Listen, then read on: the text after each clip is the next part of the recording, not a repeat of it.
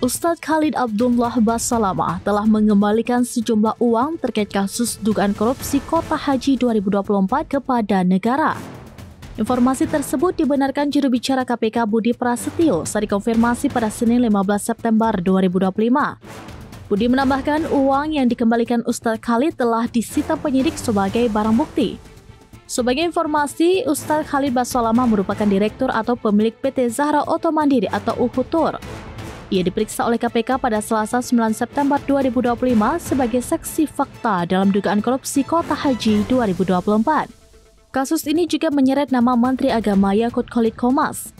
Selesai diperiksa, Ustadz Khalid menjelaskan bahwa dirinya pindah dari keberangkatan Haji Furoda menjadi haji khusus seusai mendapatkan tawaran dari Ibnu Mas'ud selaku pemilik PT Muhibbah Mulia Wisata.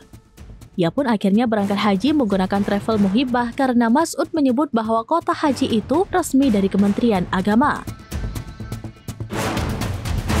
Ustadz Khalid mengatakan bahwa Ibnu Mas'ud menjelaskan kota tersebut sebagai alokasi tambahan resmi 20.000 dari Kemenak. Khalid mengatakan ada sekitar 122 orang jemaah haji yang ikut menggunakan haji khusus dari travel Muhibbah. Ia pun merasa tertipu oleh travel Muhibbah tersebut.